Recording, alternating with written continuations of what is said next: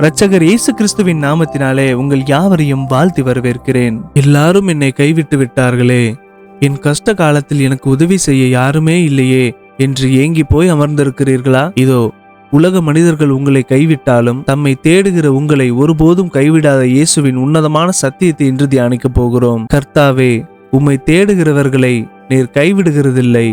ஆதலால் உமது நாமத்தை அறிந்தவர்கள் உம்மை நம்பி இருப்பார்கள். சங்கீதம் 9:10. வேதாகமத்தில் இந்த உன்னதமான வார்த்தைகளை தாவீது ராஜா தான் சந்தித்த பல ஆபத்துகளிலிருந்தும் எதிரிகளின் கரங்களிலிருந்தும் தேவன் மீட்டெடுத்த போதெல்லாம் உணர்ந்து பாடுகிறார். மனிதர்கள் ஆபத்து காலத்தில் கைவிட்டு ஓடலாம், அல்லது சூழ்நிலைகள் மாறும்போது நம்மை மறந்து விடலாம். ஆனால் தன் முழு இருதயத்தோடும் தேவனை தேடுகிற ஒரு தேவ பிள்ளையை கர்த்தர் ஒருபோதும் கைவிடவே மாட்டார். அவருடைய வல்லமையுள்ள நாமத்தை அறிந்து அவரை உறுதியாக நம்பி இருக்கிற பிள்ளைகளுக்கு அவர் எப்போதும் தப்பும் வழியையும் பாதுகாப்பையும் தருவார் என்ற ஆழமான விசுவாசத்தை தாவீது இங்கே வெளிப்படுத்துகிறார்.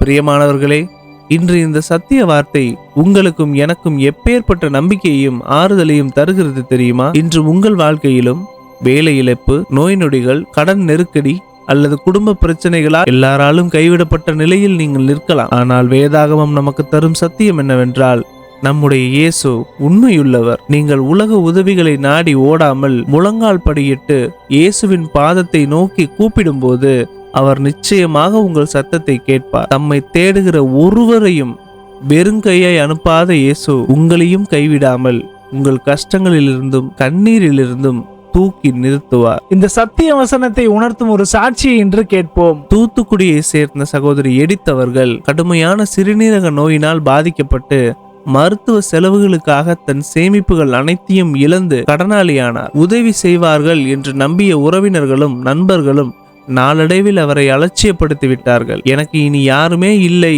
என் வாழ்க்கை முடிந்தது என்று கண்ணீரோடு படுக்கையில் முடங்கினார். அந்த நம்பிக்கையற்ற சூழ்நிலையிலும் ஒரு தேவ ஊழியர் மூலமாக இந்த சங்கீதம் அவருக்கு பகிரப்பட்டது. ஆண்டவராகிய இயேசுவே, உம்மை தேடுகிறவர்களை நீர் கைவிடுகிறதில்லை என்று இந்த வேதம் சொல்லுகிறதே. மனிதர்கள் என்னை கைவிட்டாலும் நீர் என்னை கைவிடாமல் இருங்கப்பா என்று இந்த வசனத்தை பிடித்து கொண்டு கண்ணீரோடு ஜெபித்தார். என்ன நடந்தது தெரியுமா?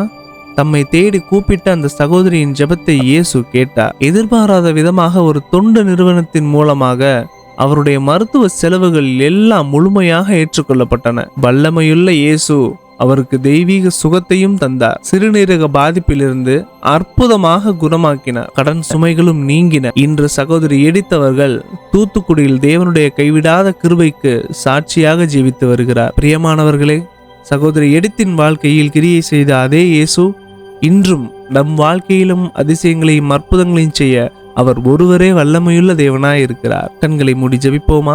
எங்களை அதிகமாய் நேசிக்கும் அன்பின் நல்ல பரலோகத்தின் ஆண்டவரே, இதோ எல்லாரும் என்னை கைவிட்டு விட்டார்களே, என் சூழ்நிலை மாறவில்லையே என்று தனிமையோடும் மனபாரத்தோடும் இந்த வீடியோவை பார்த்து கொண்டிருக்கிற உம்முடைய பிள்ளைகளை உம்முடைய கரங்களில் ஒப்பு கொடுக்கிறப்பா. நாங்கள் கேட்ட சாட்சியை போல உம்மை தேடுகிற உம்முடைய பிள்ளைகளை நீர் ஒருபோதும் கைவிடாதேயும். இவர்களுடைய நோய்களையும் கடன் பாரங்களையும் பயங்களையும் இயேசுவின் நாமத்தில் மாற்றுவீராக. உம்முடைய வல்லமையுள்ள கரத்தினால் இவர்களை தூக்கி நிறுத்தி தெய்வீக சமாதானத்தினால் நிரப்புவீராக. மீட்பெரும் அருமை இரட்சகருமாகிய இயேசுவின் நாமத்தில் ஜெபிக்கிறோம் எங்கள் ஜீவனுள்ள நல்ல பிதாவே, ஆமேன்.